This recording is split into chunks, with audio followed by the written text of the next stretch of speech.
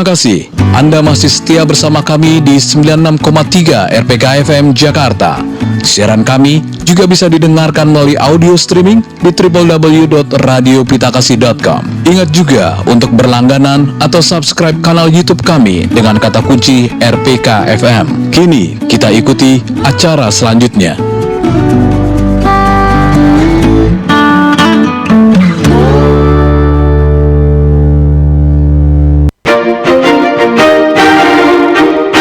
Sahabat RPK, selanjutnya kita ikuti program Suara Kasih, persembahan Yayasan Sidang Jemaat Kristus. Semoga program ini menjadi berkat untuk kita semua. Selamat mengikuti.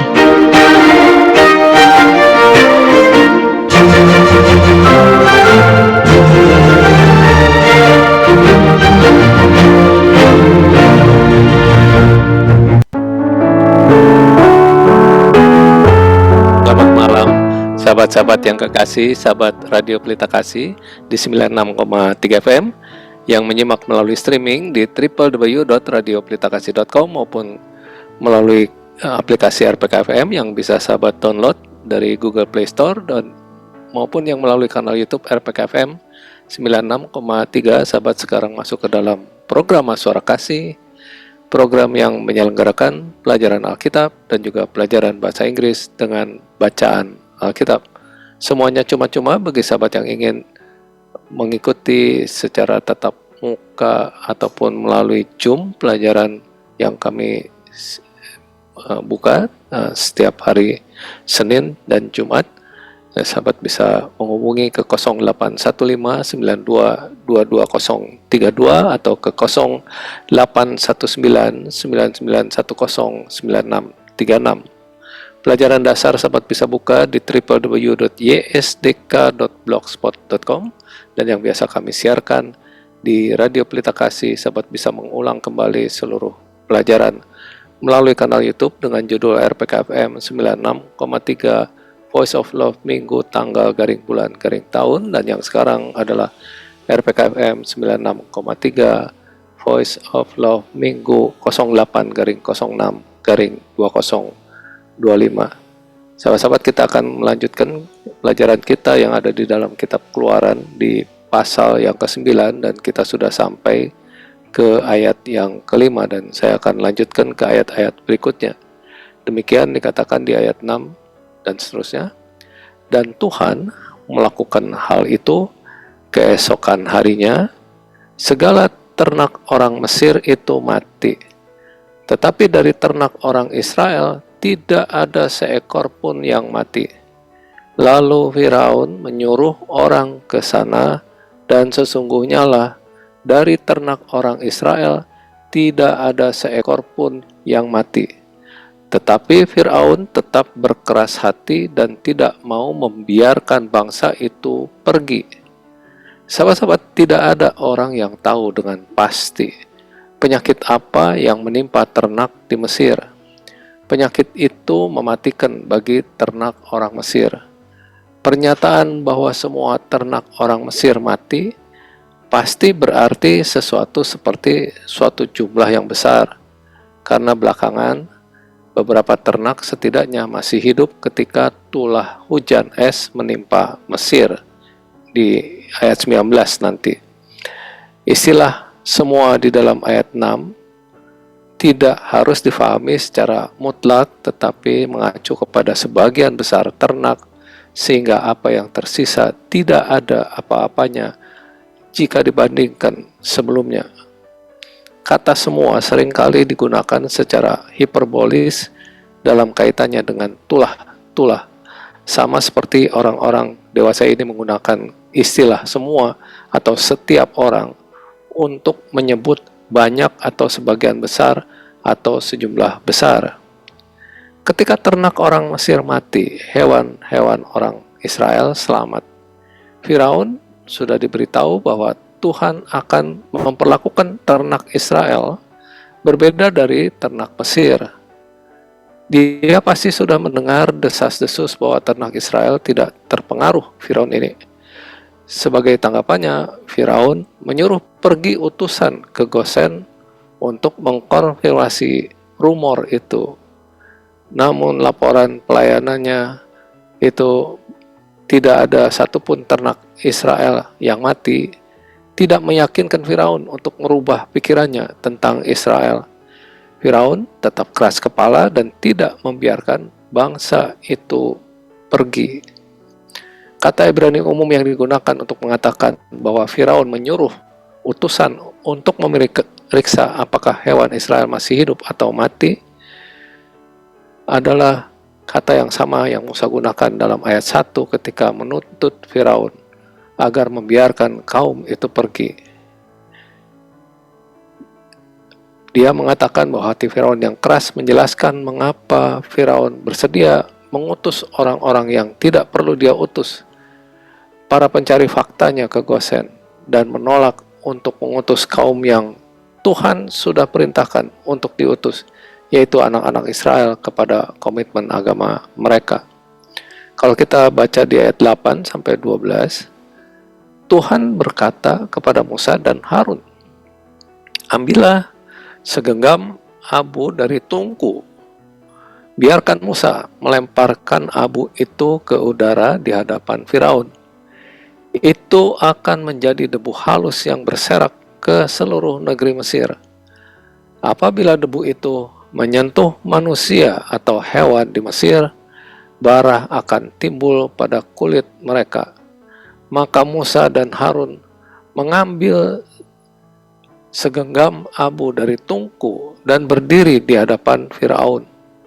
Musa melemparkan abu itu ke udara dan timbullah bara pada manusia dan hewan. Para ahli sihir tidak dapat menghentikan Musa melakukan ini karena mereka juga terkena bara. Hal ini terjadi di seluruh Mesir. Namun Tuhan mengeraskan hati Firaun sehingga ia tidak mendengarkan Musa dan Harun seperti yang dikatakan Tuhan. Sahabat-sahabat, tulah kelima sudah mempengaruhi tubuh jasmania hewan Mesir. Yang keenam menyerang tubuh orang Mesir itu sendiri serta melukai ternak mereka.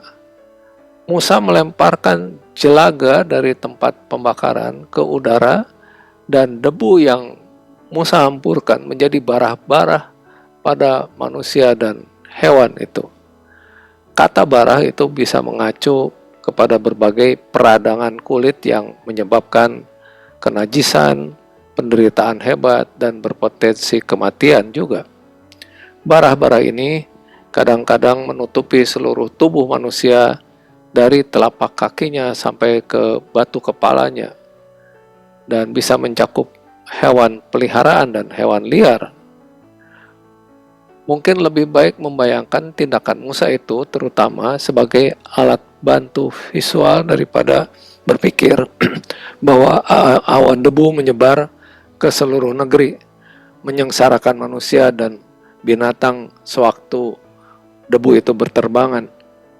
Kemungkinan besar Musa melemparkan jelaga itu ke udara, orang-orang yang terkena debu itu langsung menderita, dan dari sanalah tulah menyebar. Ada yang berpendapat bahwa pelemparan abu secara simbolis ke udara oleh Musa menunjukkan ketidakberdayaan ilah angkasa Mesir dalam menghadapi peristiwa-peristiwa yang akan datang. Mungkin bara yang bernanah juga mengungkap kelemahan Imhotep, yaitu dewa pengobatan mereka. Ayat ini tidak mencatat permintaan atau ancaman yang bisa didengar dari Musa kepada Firaun, seperti halnya dalam kasus tulah keempat yang mendatangkan kerumunan pikat. Namun begitu tidak adanya penyebutan perlawanan kata-kata antara Musa dan Firaun, tidak membuktikan bahwa perlawanan itu tidak ada. Fakta bahwa ayat 12 mengatakan bahwa Firaun tidak mendengarkan mereka menunjukkan bahwa Musa dan Harun pada kenyataannya bicara kepada Firaun dan sekali lagi meminta pembebasan orang Israel. Kekuatan tulah itu ditegaskan oleh fakta bahwa ahli-ahli itu sendiri terinfeksi bara sampai-sampai mereka tidak bisa tetap berdiri di depan Musa. Ini menyiratkan bahwa ketika Musa muncul di hadapan Firaun, para ahli atau penyihir itu ada di sana untuk melawan usahanya.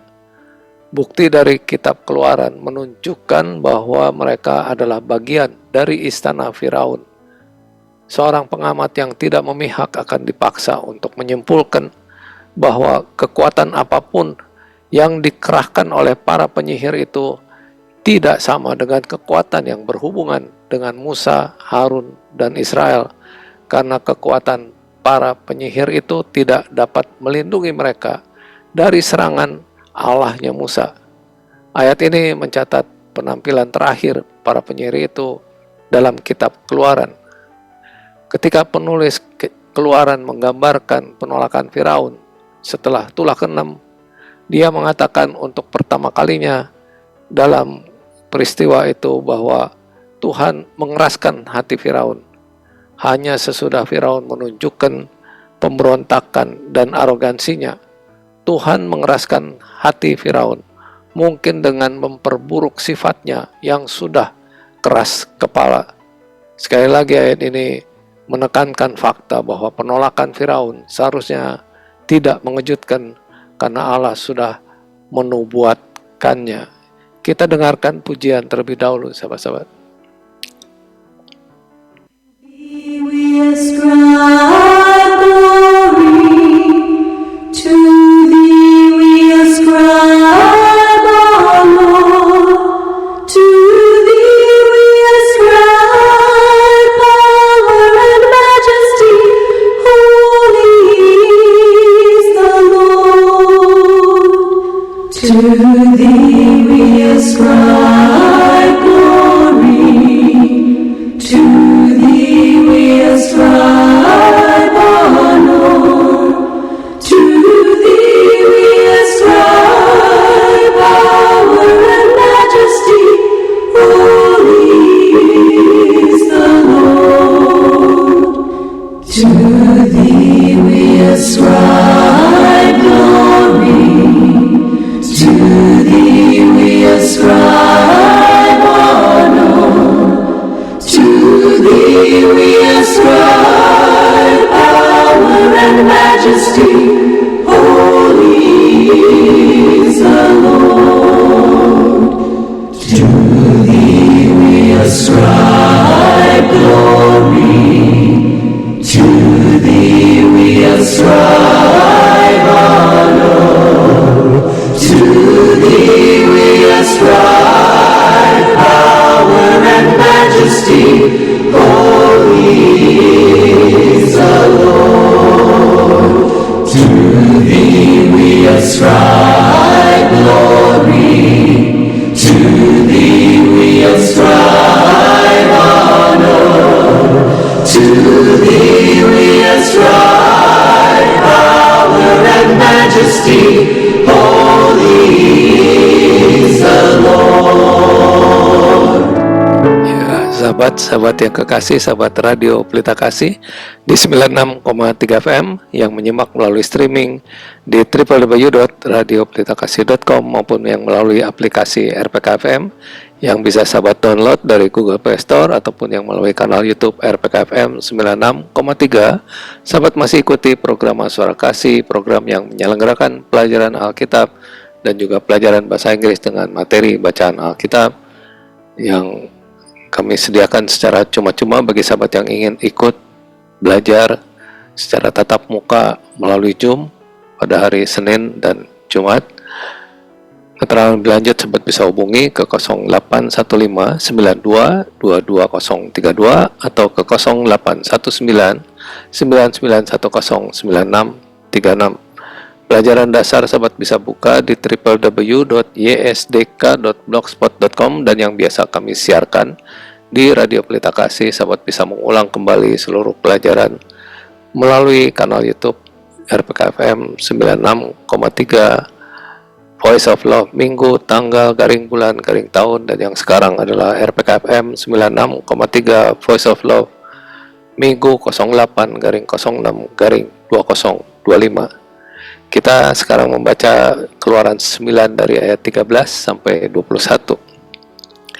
Berfirmanlah Tuhan kepada Musa, bangunlah pagi-pagi dan berdirilah menantikan Fir'aun dan katakan kepadanya, beginilah firman Tuhan, Allah orang Ibrani, biarkanlah umatku pergi supaya mereka beribadah kepadaku. Sebab sekali ini aku akan melepaskan segala tulahku terhadap engkau sendiri, terhadap pegawai-pegawaimu, dan terhadap rakyatmu, dengan maksud supaya engkau mengetahui bahwa tidak ada yang seperti aku di seluruh bumi.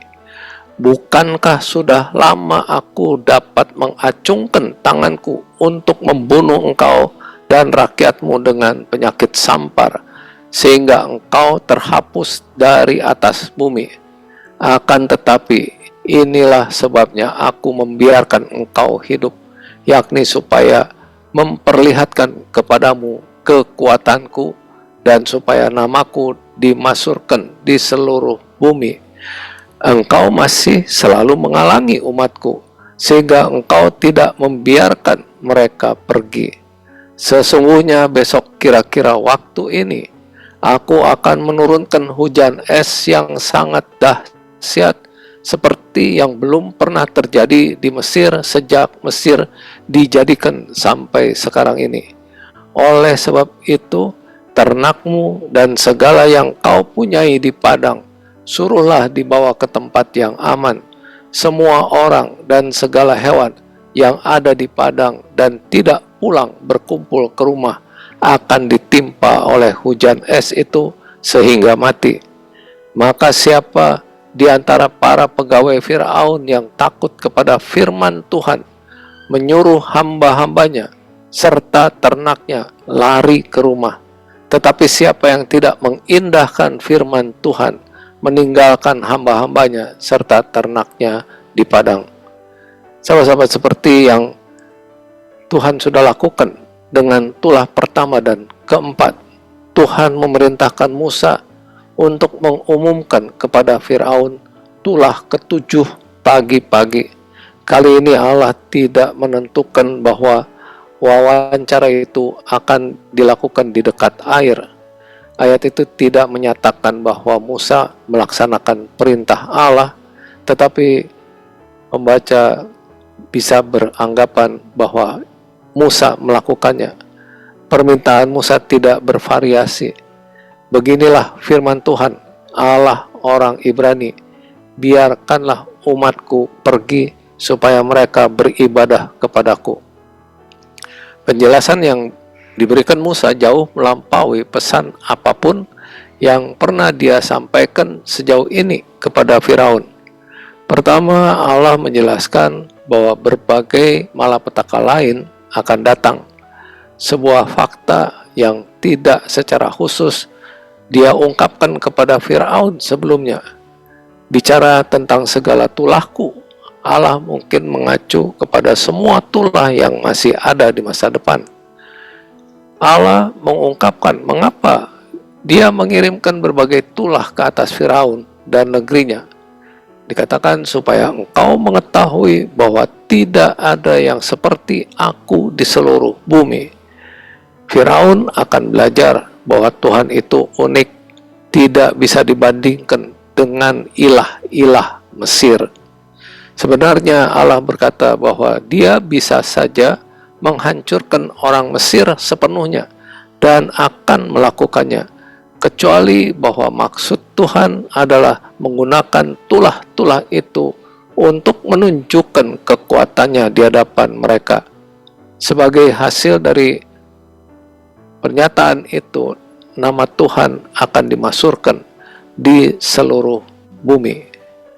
Tujuan Allah bukan hanya untuk membebaskan Israel dari penindasannya saat ini, sesuatu yang bisa Allah capai dengan cepat, tetapi untuk membuat nama Allah, yaitu sosok Allah sebagai pembebas, dikenal di seluruh dunia.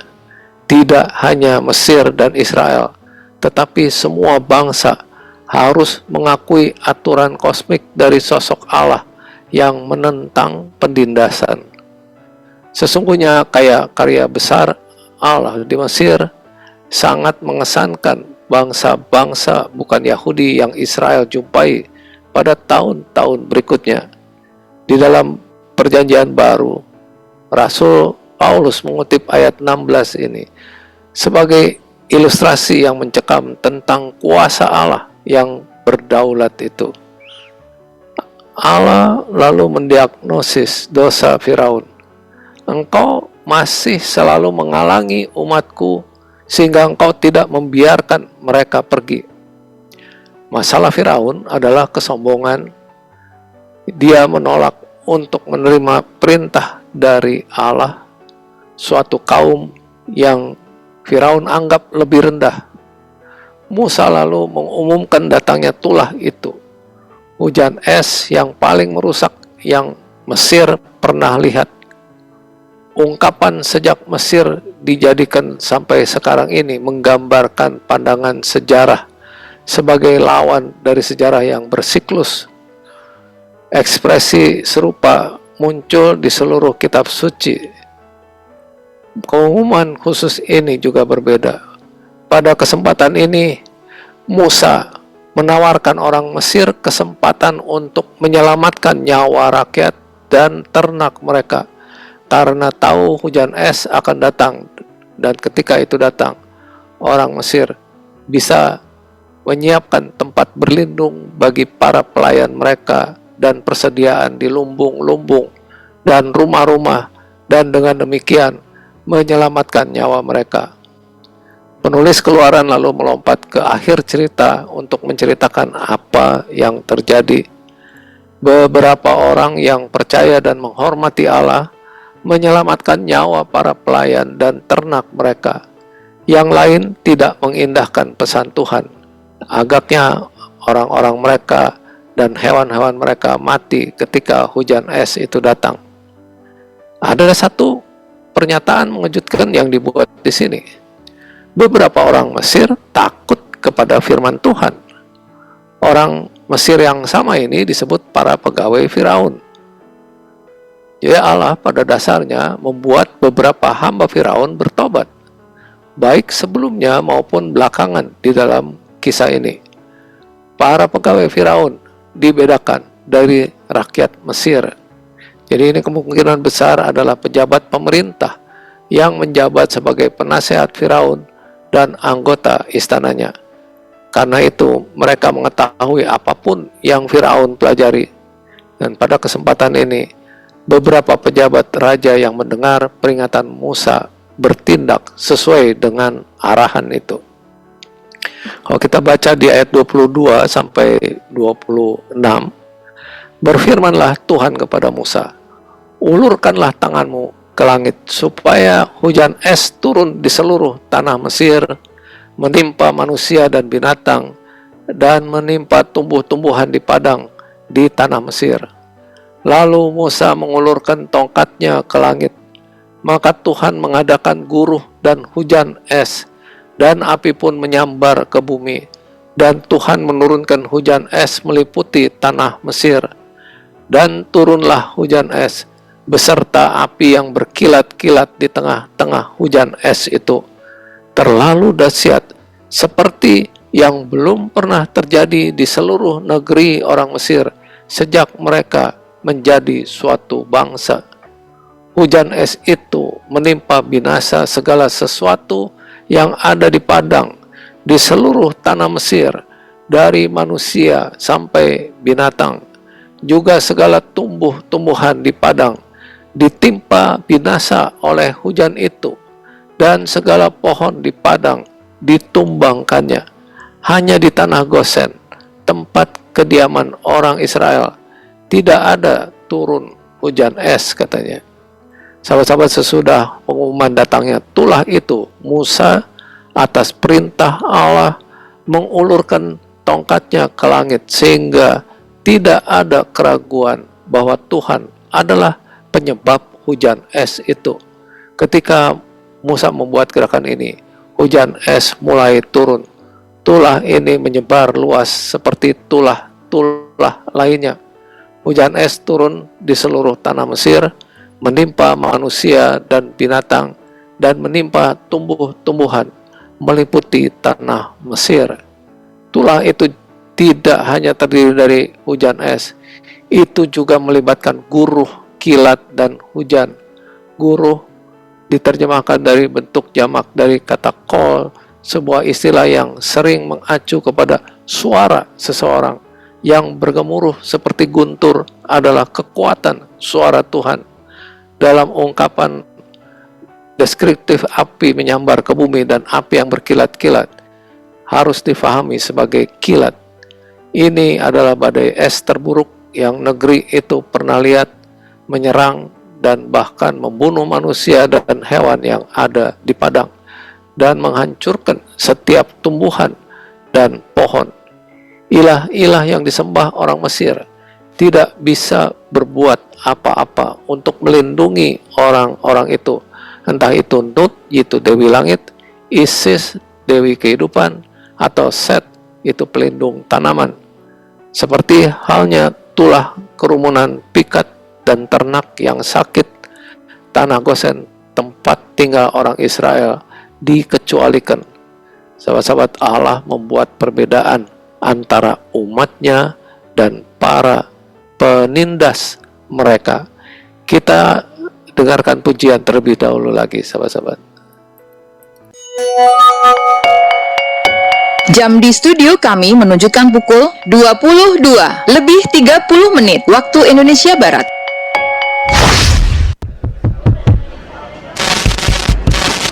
Aduh, udah bunyi kan ya? Pengumuman. Sahabat RPK, udah tahu belum soal aplikasi streaming RPK FM? Sini, dengerin. Saya mau kasih tahu.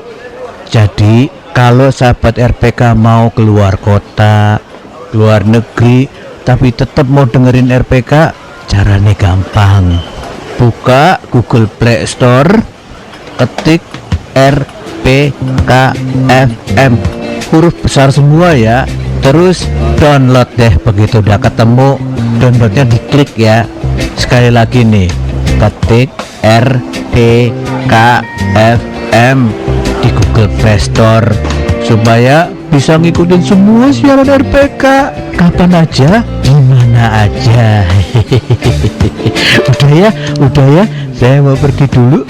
Jangan lupa loh semuanya sahabat RPK harus ke aplikasi RPK FM ya. Udah ini mic-nya gimana nih, nempel terus. Halo, aduh, panitianya mana ya? Aduh.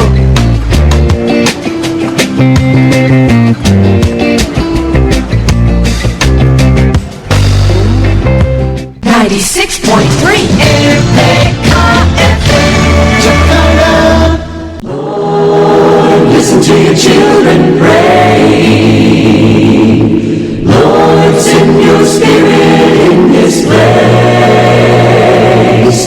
Lord, listen to your children pray. Send us love, send us power, send us grace.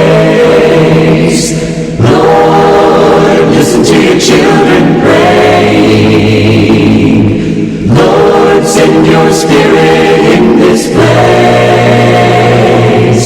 Lord, listen to your children pray. Send us love, send us power, send us grace.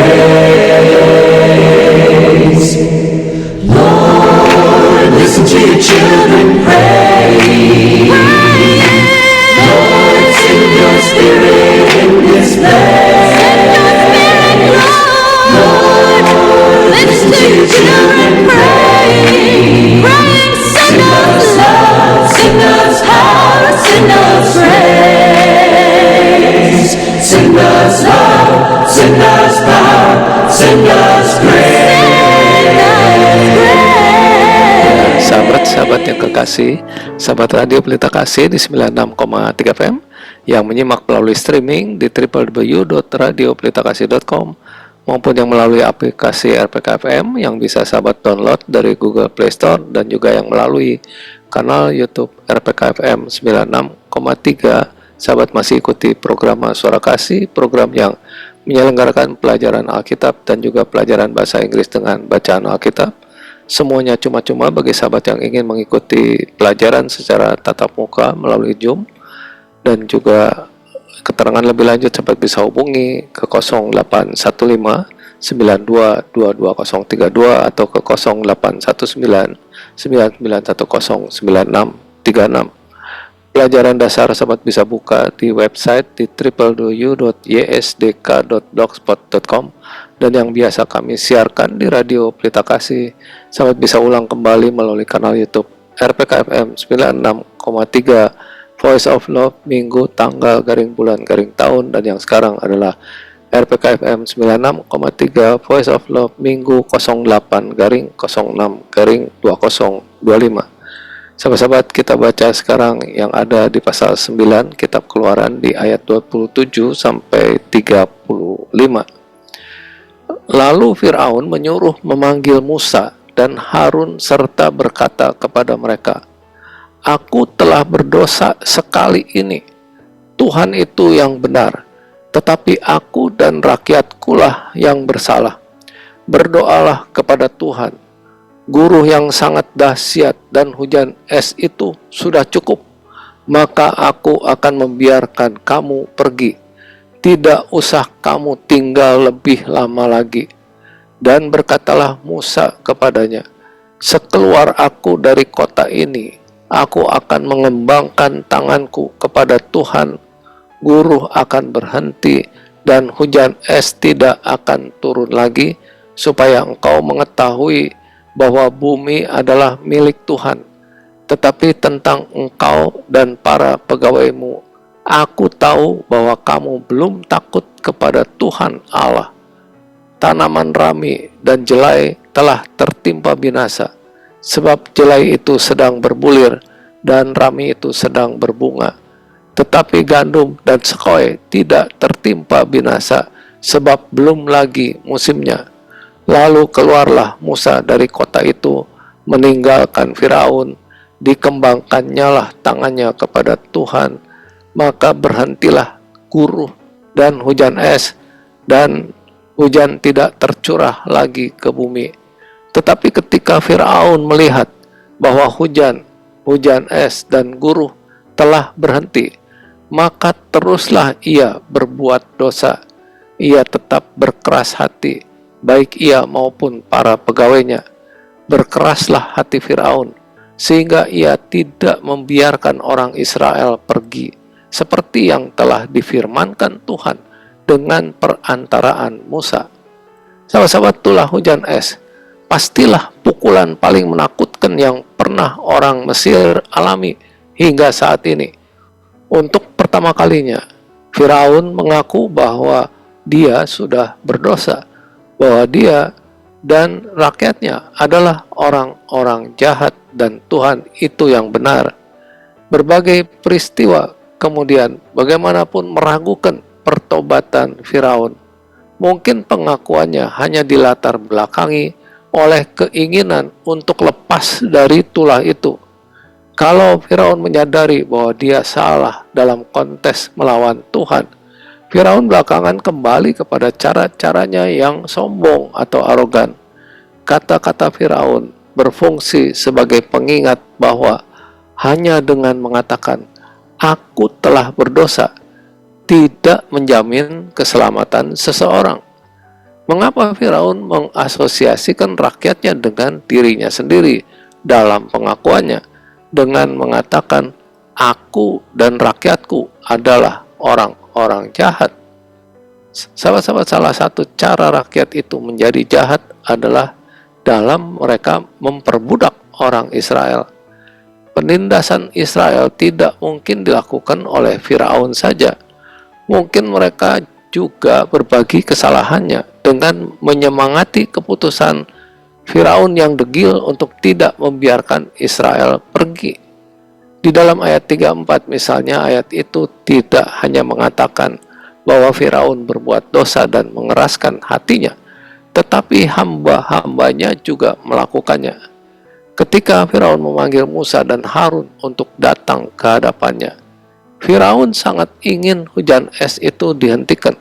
Karena itu, dia meminta mereka untuk bersyafaat kepada Allah atas nama orang Mesir. Dia sekali lagi berjanji untuk membiarkan Israel pergi. Musa setuju dengan memastikan bahwa orang Mesir tahu bahwa sama seperti hujan es itu turun atas perintahnya, hujan itu juga berhenti atas arahannya. Musa kemudian menegaskan kembali bahwa Allah sudah mendatangkan tulah itu dan akan melenyapkannya agar Firaun dapat mengenal Tuhan. Pada kesempatan ini, dia menetapkan bahwa Firaun akan belajar bahwa bumi adalah milik Tuhan. Tulah itu menunjukkan kebenaran ini. Karena bumi adalah milik Tuhan, maka Tuhan adalah pengendali seluruh alam dan dapat mendatangkan hujan es kemana dan kapan Tuhan memilihnya. Firaun seharusnya sudah mengetahui pelajaran itu dari badai hujan es. Musa melanjutkan dengan mengatakan bahwa dia sadar bahwa Firaun dan para pegawainya belum takut kepada Tuhan Allah. Bahkan kalau Firaun tulus pada kesempatan itu, Musa mengetahui melalui ilham ilahi bahwa hati Firaun akan semakin mengeras dan bahwa tulah-tulah tambahan akan didatangkan. Pada titik ini dalam narasi itu penulis berhenti untuk menambahkan catatan tanda kurung yang mengatakan ketika hujan es itu datang, tanaman rami dan jelai sudah tertimpa binasa sebab jelai itu sedang berbulir dan rami itu sedang berbunga. Tetapi gandum dan sekoi tidak tertimpa binasa sebab belum lagi musimnya. Sekoi adalah jenis gandum kasar dan dipanen sesudah jelai. Orang Mesir menggunakan sekoi untuk memanggang roti. Waktu yang disebutkan pasti sekitar Januari, waktu bagi tulah terakhir dan pembebasan orang Israel itu sekitar bulan April, tanggal Paskah. Oleh karena itu kira-kira ada tersisa 3 bulan untuk 3 tulah terakhir ini. Musa lalu mengembangkan tangannya kepada Tuhan. Sekali lagi gerakan ini memperjelas bahwa Musa adalah sarana untuk mengakhiri tulah itu. Pada saat yang sama, Musa sedang mengilustrasikan bahwa dia bisa menghentikan hujan es itu hanya dengan memohon kepada Tuhan. Sahabat-sahabat, pada zaman dulu manusia sering berdoa dengan tangan merentang kepada Allah. Sesudah Musa berdoa, guruh dan hujan es pasti berhenti dengan tiba-tiba. Karena melihat tulah itu sudah berakhir dan merasa lega, Firaun memikirkan kembali posisinya. Mungkin Firaun mengatakan sesuatu seperti berikut pada dirinya ini.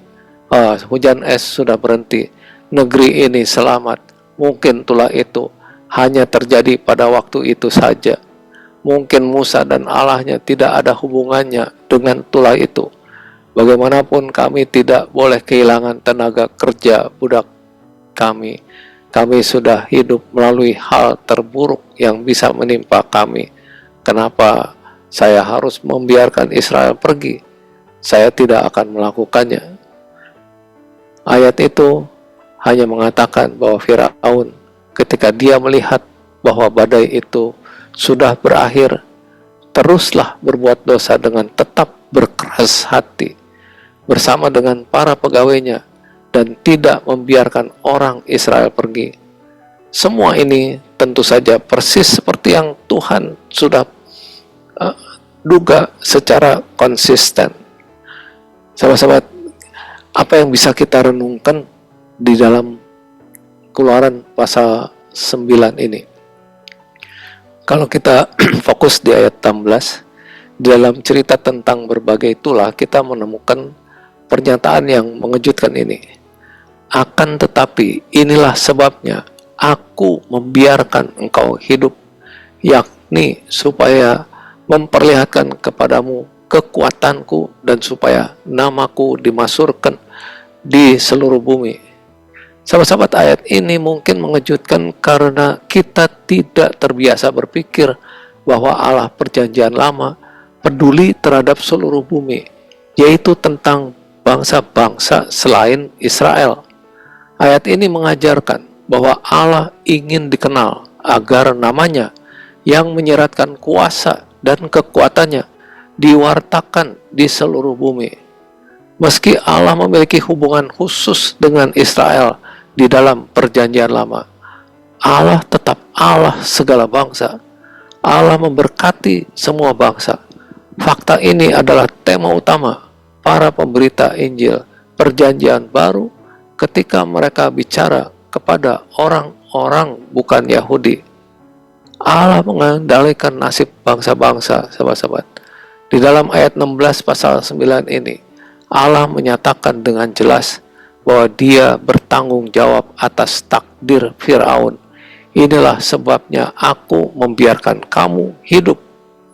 Allah memerintah bukan hanya atas umatnya yang taat, tetapi juga atas semua kerajaan di bumi.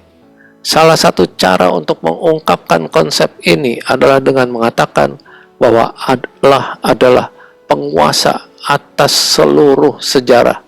Dia menggunakan bahkan kerajaan yang paling kuat sebagai alat untuk melakukan kehendaknya, bahkan untuk menghukum umatnya sendiri. Allah adalah penguasa yang adil dan kudus, yang memimpin, memerintah, dan membimbing. Sahabat-sahabat, kita dengarkan pujian terlebih dahulu.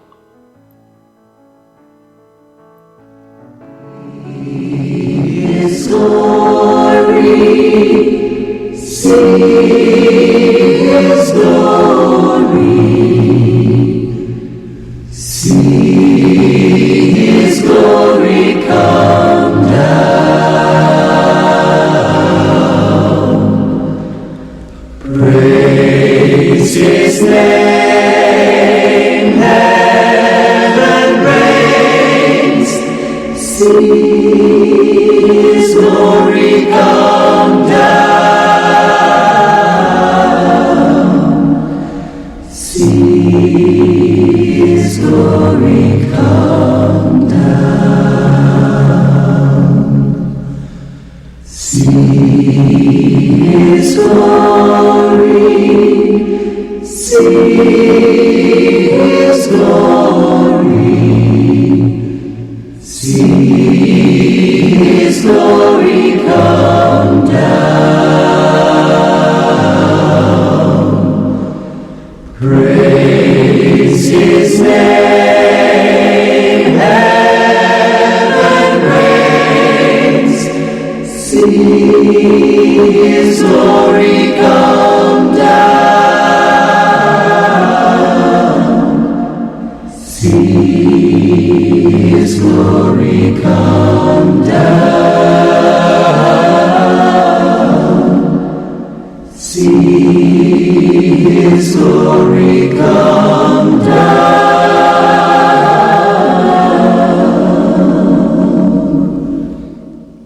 See His glory come. Ya, sahabat-sahabat yang kekasih, sahabat Radio Pelita Kasih di 96,3 FM yang menyimak melalui streaming di www.radiopelitakasih.com, melalui aplikasi RPK FM yang bisa sahabat download dari Google Play Store maupun melalui kanal YouTube RPK FM 96,3. Sahabat masih ikuti program Suara Kasih. Kita lanjutkan sedikit lagi pelajaran kita untuk di penerapan bagaimana kita renungkan Keluaran 9 ini. Sahabat-sahabat, Allah meminta pertanggungjawaban bangsa-bangsa. Mesir dihukum karena memperbudak dan menganiaya umat Allah, karena membunuh bayi-bayi Israel, dan karena kekerasan hati rajanya si Firaun ini. Allah juga meminta pertanggungjawaban bangsa-bangsa lain atas kegagalan mereka untuk mentaati hukum yang berlaku bagi seluruh umat manusia, atas perlakuan buruk mereka terhadap umatnya, umat Allah, dan atas kekejaman dan ketidakmanusiawian mereka terhadap satu sama lain. Sahabat-sahabat, rencana Allah adalah untuk memberkati semua keluarga di bumi melalui benih Abraham. Israel menjadi bangsa yang melaluinya rencana itu akan digenapi. Allah memilih Israel untuk menjadi terang bagi bangsa-bangsa, sehingga melalui umat Allah, orang lain akan mengenal Allah yang adalah Allah segala Allah dan Tuhan segala Tuhan. Pada akhirnya, Allah menggunakan Israel untuk membawa juru selamat bangsa-bangsa ke dalam dunia. Allah ingin umatnya memperlakukan bangsa lain dengan adil. Keturunan Abraham harus menjadi berkat bagi orang lain. Orang Israel dilarang kawin campur atau membuat perjanjian dengan orang yang bukan Israel, dan orang yang bukan Israel tidak boleh memiliki tanah di Israel atau menjadi raja. Namun begitu, umat Allah tidak pernah dilarang bergaul dengan umat lain. Faktanya, orang yang bukan Israel kemudian disebut non-Yahudi, termasuk di antara orang-orang Israel ketika mereka meninggalkan Mesir. Itu nanti di pasal 12 ayat 38 ini. Bahwa ada orang-orang yang bukan Israel yang hidup di antara orang-orang Israel sejak awal Israel sebagai suatu bangsa. Terbukti dari fakta bahwa hukum diberikan untuk mengatur perilaku orang Israel terhadap orang asing, yaitu orang yang tidak dikenal. Sama seperti Israel diperintahkan untuk mengasihi sesamamu manusia seperti dirimu sendiri. Itu yang diungkap di Imamat 19 ayat 18. Demikian pula kaum itu dituntut untuk mengasihi orang asing seperti dirimu sendiri. Itu yang ada di Imamat 19 ayat 34. Pada dasarnya, hukum yang sama yang berlaku untuk Israel berlaku untuk orang asing yang tinggal di tengah-tengah mereka. Di kemudian hari, sahabat-sahabat, orang-orang Yahudi mengembangkan tradisi yang menggambarkan orang-orang bukan Yahudi sebagai najis. Orang Yahudi menghindari orang bukan Yahudi sedapat mungkin, dan orang Yahudi yang setia tidak boleh makan bersama orang bukan Yahudi. Tradisi seperti itu bukan bagian dari hukum Allah. Hukum Musa mengantisipasi bahwa orang-orang yang tidak percaya akan selalu hidup di tengah-tengah umat Allah dan menuntut umat Allah untuk memperlakukan mereka sebaik mereka memperlakukan satu sama lain. Allah ingin semua bangsa mengenal dan menyembah Dia. Allah membiarkan Firaun hidup melalui tulah-tulah dan akhirnya mendatangkan ke-10 tulah itu ke atas Mesir untuk menunjukkan kuasanya kepada raja itu dan untuk mewartakan namanya merata di seluruh bumi. Perbuatan besar Allah kita lihat di dalam kitab Keluaran ini. Rencana Allah adalah untuk memberkati semua keluarga di bumi melalui benih Abraham. Israel menjadi bangsa yang melaluinya rencana itu digenapi. Allah memilih Israel untuk menjadi terang bagi bangsa-bangsa, sehingga melalui umat Allah, orang lain akan mengenal Dia yang adalah Allah segala Allah. Pada akhirnya, Allah menggunakan Israel untuk membawa juru selamat ke dalam dunia ini. Sahabat-sahabat, kita salah memahami perjanjian lama kalau kita berpikir bahwa Allah hanya peduli dengan orang Yahudi. Allah juga mengasihi bangsa-bangsa lain. Dia ingin orang-orang Yahudi menjadi sarana bagi orang lain untuk mengenal Dia. Kalau bangsa Israel memiliki tanggung jawab untuk menjadi terang bagi bangsa-bangsa, seberapa besar lagikah tanggung jawab kita? Jadi kepedulian Allah bagi bangsa-bangsa itu adalah panggilan misi bagi kita sekarang ini. Sahabat-sahabat Allah mengizinkan Firaun untuk tetap berkuasa untuk mencapai tujuannya sendiri. Allah yang Maha Tinggi adalah penguasa atas alam umat manusia dan mengatur di atasnya siapa saja yang Dia kehendaki. Kadang-kadang Allah mengizinkan kejahatan terjadi atau penguasa jahat tetap berkuasa sehingga pada akhirnya tujuan Allah akan tercapai. Apakah tujuan Allah? Dia ingin orang-orang di seluruh dunia mengetahui kuasanya, mewartakan namanya. Dan kalau kita lihat di ayat 20, beberapa di antara hamba-hamba Firaun ada yang takut akan firman Tuhan. Mungkin orang-orang percaya ini adalah bagian dari dewan lingkaran dalam Firaun, karena begitulah kata hamba itu digunakan dalam kitab itu. Dalam perjanjian baru ada beberapa orang kudus yang menjadi anggota keluarga kaisar. Contohnya Rasul Paulus itu kepada jemaat Filipi, dia katakan salam kepadamu dari segala orang kudus, khususnya dari mereka yang di istana kaisar. Jadi kita tidak boleh berasumsi bahwa mereka yang kita anggap sebagai musuh, tentunya seperti pandangan orang Israel terhadap orang Mesir, atau mereka yang memiliki otoritas, tidak bisa diyakinkan dengan ditobatkan oleh kebenaran firman Tuhan.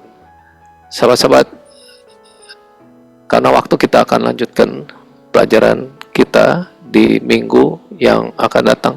Sekali lagi bagi sahabat yang ingin belajar bersama kami, sahabat bisa menghubungi ke 081592222032 atau ke 081999109636.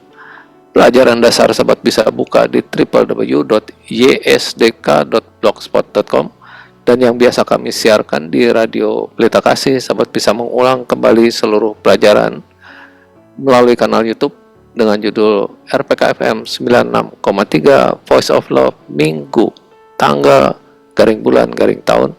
Dan yang sekarang adalah RPK FM 96,3 Voice of Love Minggu 08 garing 06 garing 2025. Selamat malam, salam dari semua jemaat Kristus, sampai minggu yang akan datang. Kami senantiasa mendoakan sahabat-sahabat.